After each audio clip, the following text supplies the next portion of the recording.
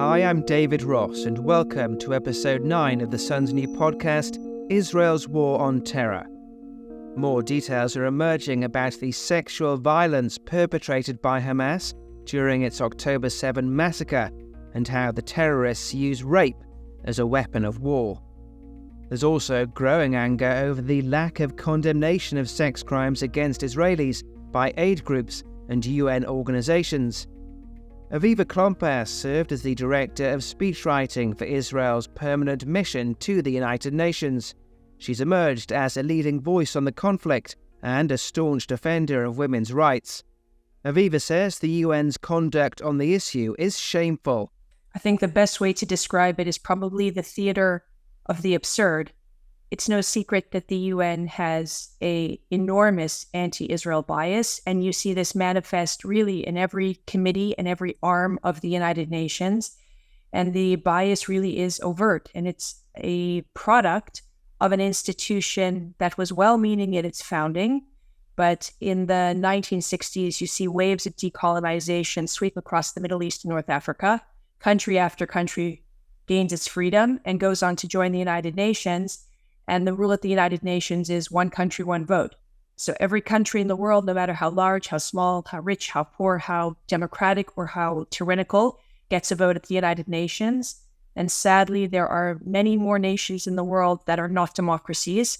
And we see this manifest in many ways at the UN, and one of which is the anti-Israel bias.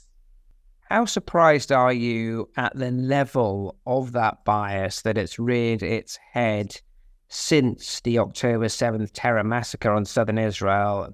A series of acts that were perpetrated on civilians in kibbutzim, etc. How shocked have you been by the response of the UN and associated organizations?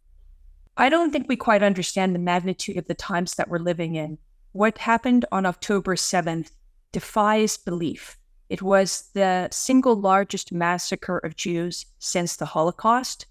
And aside from the enormous numbers, 1,200 people murdered, 240 people taken hostage, what we're learning about increasingly is the sheer brutality and just the absolute cruelty of what Hamas perpetrated predominantly against civilians. They did attack military bases, but they also attacked people in their homes at 6 a.m. on a Saturday morning in quiet, peaceful kibbutzim, which are little farming communities near Gaza. So if you're intentionally attacking kibbutzim and homes at 6 a.m., the intent is to terrorize and to brutalize civilians. That's first of all. And the United Nations exists to protect civilians from these types of harms. The second thing is that Hamas could not be clearer about its intention. First of all, in its founding charter, which explicitly states that the goal is to eliminate Israel. And second, by very clearly documenting their crimes on October 7th. They wore the GoPros. They went live on social media platforms to share what they were doing. So while Hamas is absolutely crystal clear in its crimes, the response from the international community has been shameful or silence, which is equally shameful. And the magnitude of what we're experiencing means that this is going to be spoken about and talked about for decades, if not centuries to come. And people are going to ask us, our children and our grandchildren are going to ask us how the world responded. And they're going to ask, did the United Nations and other international organizations and human rights groups, did they rise to the challenge? Did they denounce the terrorists? Did they denounce the atrocities? And did they demand the release of the hostages? And we're going to have to tell them the truth, which is no.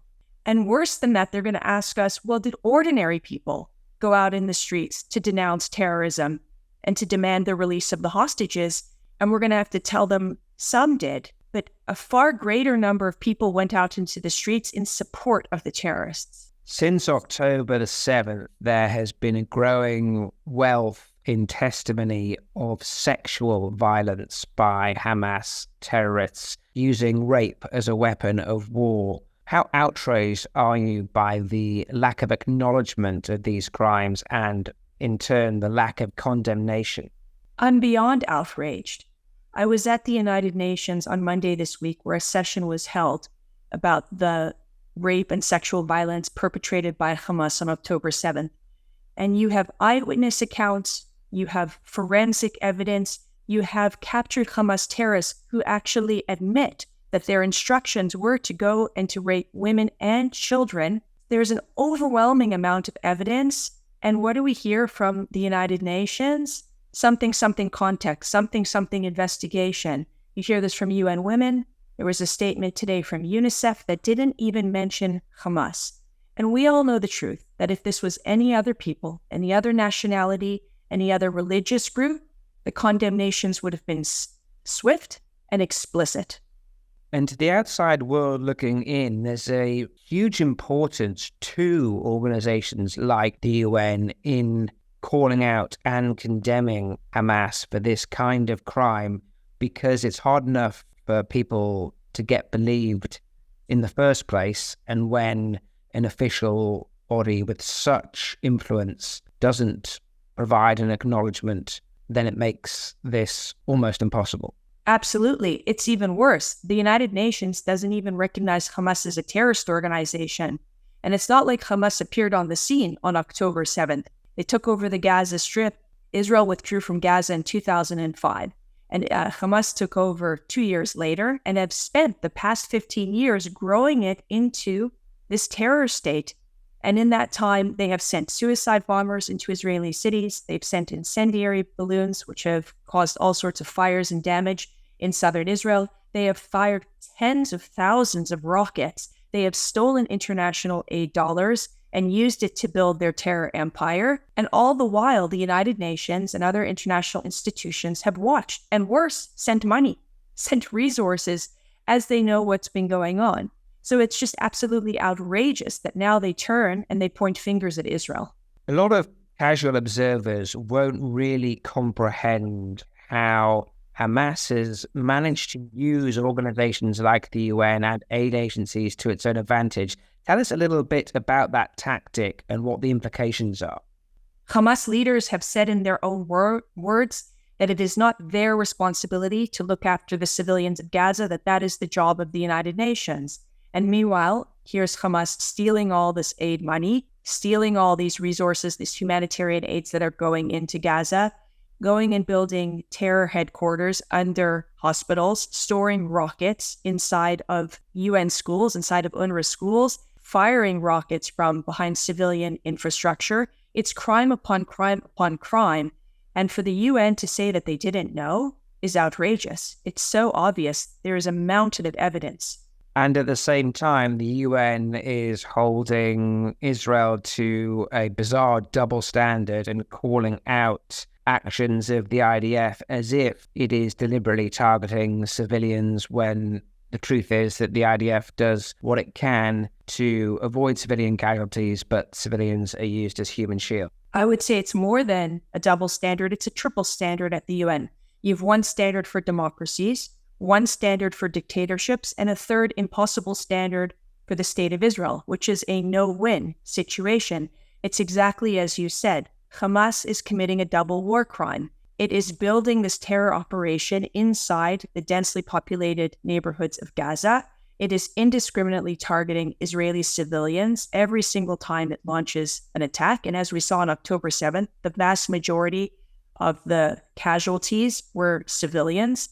And they do this all while hiding behind the Palestinian people, which creates an impossible situation for Israel, because they have a duty and obligation, like any state, to defend their civilians, to prevent another atrocity like October 7th from ever happening again, to bring security to the country. There have been 11,500 rockets fired out of Gaza since October 7th.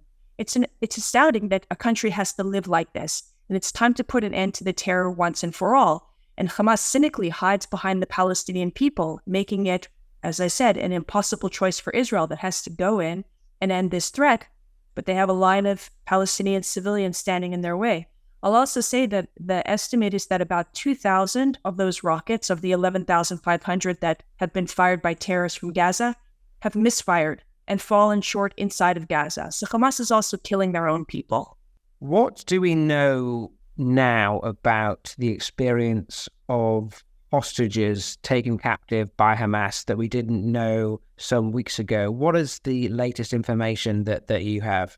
I think we were all fearful and remain fearful because there's still 138 people being held hostage by Hamas. But given that over 100 people have now been returned to Israel, we have a clear sense of what is being endured. And we have to keep in mind that these were the people Hamas was willing to return, meaning presumably the ones who are in the quote-unquote best condition. There's accounts of starvation. There was a Thai national who said he had to eat, he wet toilet paper to eat in order so that he wouldn't starve. You have incidents of physical abuse. You have children who were burned on the leg so that they would be recognizable if they tried to run away. You have incidents of a little boy being held in solitary confinement for 16 days. A small boy, can you imagine what that's done to his mental health? He was also forced, along with other children, to watch videos of the atrocities of the October 7th attacks. And when they cried, they had guns held to their heads and they were threatened.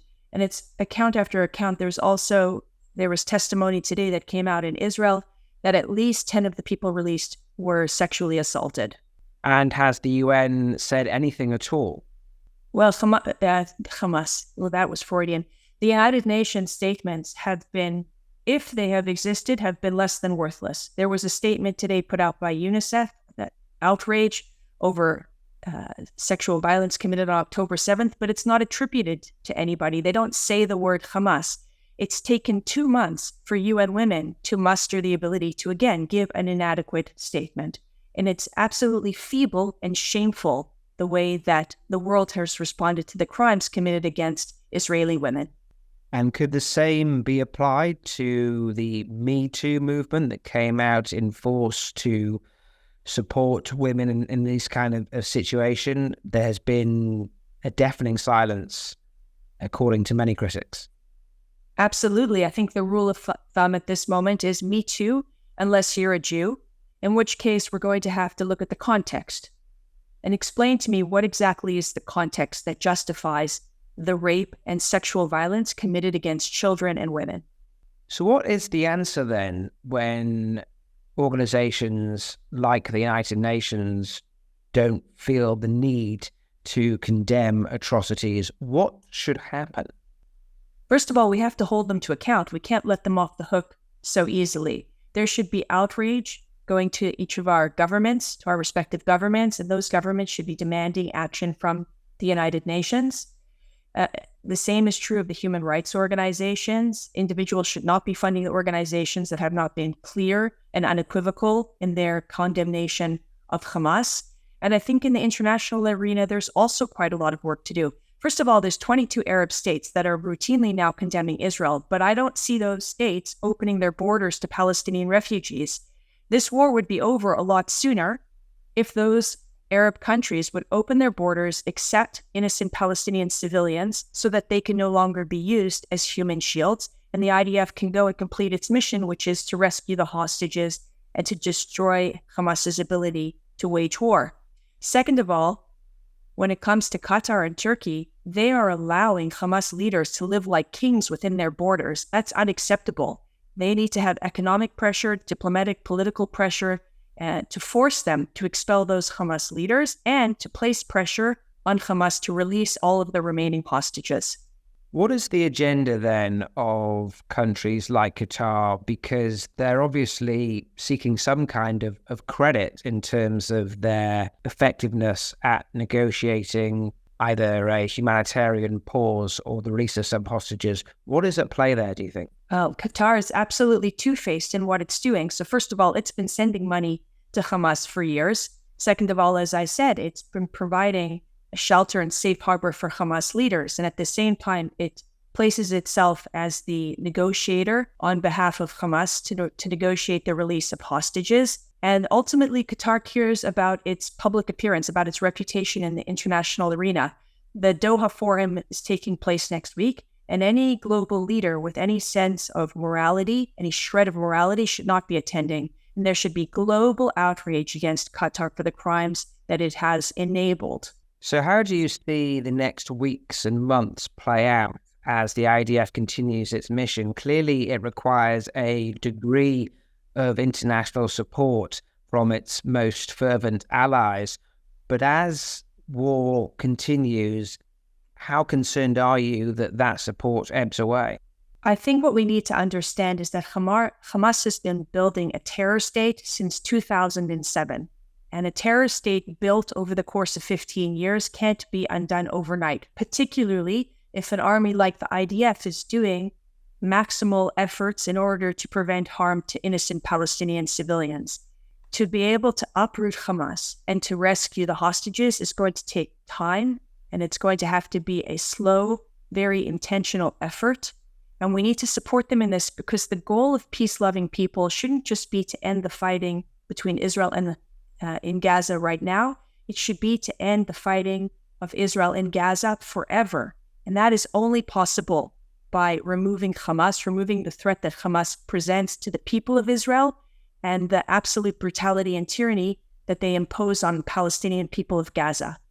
And once Hamas is wiped out, what should happen then in terms of security in Gaza? I think we have to learn from what's happening in the West Bank. So there have been some people that have proposed that the Palestinian Authority take over, but we've seen that that's hardly a peaceful situation of the Palestinian Authority's control in the West Bank. And ultimately, the goal has to be what's going to bring maximum security for Israel, and at the same time, maximum opportunity for the Palestinian people who have had, for the last 15 years, no free speech, no free press, no freedom of mobility, no freedom of expression. There's an opportunity here to really create a new situation, a new reality for the 2 million plus people who are living in Gaza. And so the goal has to be about what's going to bring maximum efforts for them. So perhaps it's an international coalition, perhaps it's a project of the Abraham Accords. I think we have to be inventive about what the situation is going to look like and not default to simple answers. And how angered are you by the marches that have been taking place in many cities around the world in support of Hamas, even though maybe the protesters aren't directly, in some cases, praising Hamas's terror atrocities? There is a disguised support, or in some cases, not so disguised. I'm outraged by it. And as I said, I think one day in the future, our children and grandchildren are going to ask if there were clear and unequivocal voices that condemned Hamas in this moment, both for the atrocities that it perpetrated on October 7th and for the ensuing absolute calamity and horrors that it has unleashed both on Palestinian people and Israeli people for a decade and a half. And the truth is, when you go to these protests, when you look at the videos of them, you don't see a single sign that condemns Hamas, but you see plenty of signs and plenty of chants that condemn Israel. And worse than that, October 7th opened the floodgates of Jew hatred worldwide, and you're seeing rabid anti-Semitism inside of these protests. So how do you combat these narratives from an educational point of view? Well, I think that's really where we've fallen down, is that we have failed to educate an entire generation, that they have been fed and bought into very simple narratives about David and Goliath, where it appears as if Israel is strong and the Palestinians are weak. Therefore, Israel must be the oppressor and Israel must be the aggressor.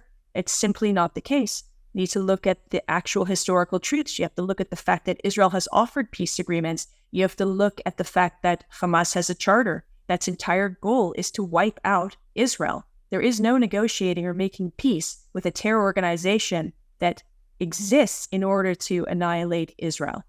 And so I think we have failed to convey those messages. And I also think that people have fallen into the trap. We see what I call the weaponization of language. They take language from the human rights discourse where it once had legal meaning and weight, and they weaponize that language and use it to batter Israel.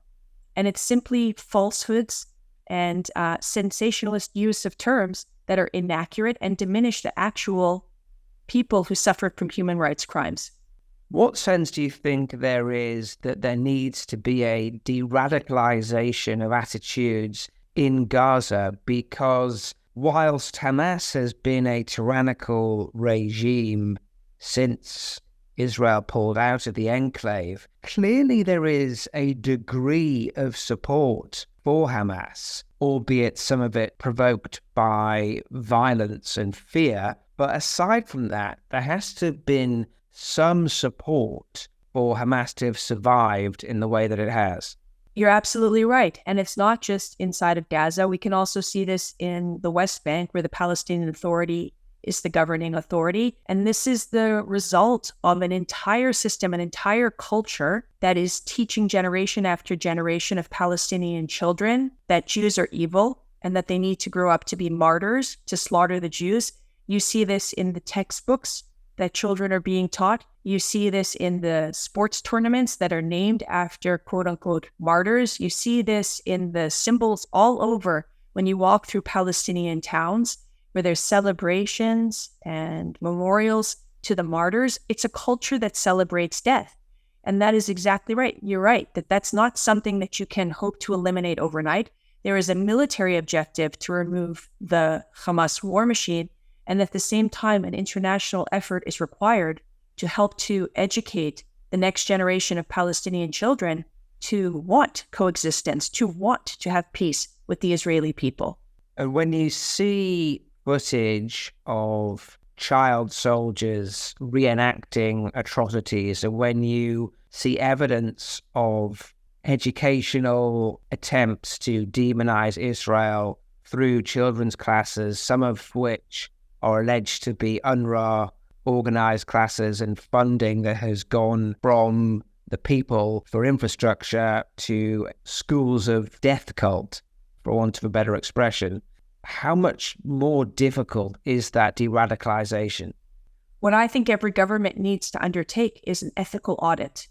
If we understand, and it's so obvious, it's overt because it's in the television stations and it's in the newspapers and it's in, as you said, the school plays, that there's this culture that celebrates death. There's a culture that celebrates the murder of Jews. We have to look at what the funding sources are. And if it's coming from UNRWA, or if it's coming from human rights organizations, or if it's coming from other UN institutions, they're all funded by governments. And those governments need to take a hard look at what they're funding, and they need to freeze them. We just saw France this week freeze the funding of one of the Hamas leaders, which is incredibly important. Cutting off the money at the source will cut off their ability to be able to pass this legacy on and on to future generations. Aviva, how optimistic are you for the future with Hamas currently still not wiped out, several weeks on from the October 7th massacre, and with the world seemingly still divided on how they view the region and the impacting elements of this conflict? How confident are you that we will at some point reach peace? I'm disappointed when I look at how the world is responding to what's going on. There's no question about that. But I'm absolutely certain that Israel will emerge victorious, because I'll tell you why. There is no other choice. There is no other place for the 7 million Jews who call Israel home to go to. This is their home. And the country is united in the understanding that October 7th was the last straw, that there was the military efforts to stop Hamas. There were economic efforts to stop Hamas. Gazans, there were 20,000 work permits that Gazans had before October 7th. And it's all to no avail. And ultimately, to understand that you have a jihadi death cult living at your doorstep, that there is no alternative but to go and to root them out. And a terrorist state built over the course of more than 15 years will not be undone overnight. And the Israeli people understand that, and they have the patience and determination to see this through. And if there's one thing that Jewish history tells us, is that if we're looking to the rest of the world for approval or support, we'll be waiting forever. And we've learned that lesson time and time again. And fortunately, we now live in a world where we have a Jewish state, a state that has the ability to protect the Jewish people and to protect the citizens of Israel, and they're going to see it through. The people of Israel appear to be united in the desire to rid itself of Hamas as its next-door neighbors. What about after that? Because prior to this war, Israel appeared to be pretty divided in terms of its political outlook and the feelings of its citizens towards the government. How do you see things unfolding there?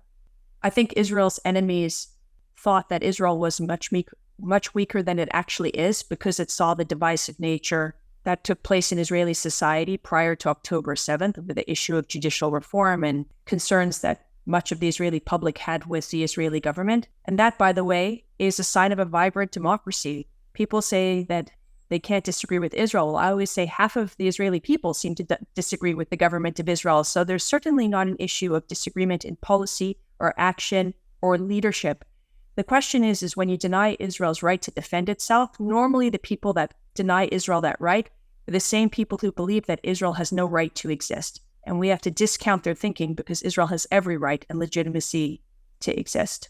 And as with previous conflicts, there's often talk that there will be an influx of Jewish people from around the world seeking to come to live in their ancestral homeland. What is your sense of the movement of Jewish people from around the world and their intentions once this has been taken care of? We saw when the war broke out, you saw hundreds of thousands of Israelis that were all over the world return home and to be able to join their reserve units to help wage this war. You're seeing inside of Israel, I just read today that you have these high recruitment numbers, particularly of female soldiers who want to join intelligence and combat units. So the response of the Israeli people is overwhelming in an understanding of the need to defeat this enemy. And I think that they have the absolute support of much of the Jewish world that similarly understands what the stakes are here and understands that enough is enough. It's not clear to me whether this is going to cause a surge in immigration of Jewish people, but I certainly think when it comes to the hearts and support of the Jewish people, it's overwhelmingly with the state of Israel. Aviva Klompas there. That brings an end to this week's chapter of Israel's War on Terror. You can discover more episodes wherever you typically get your podcasts.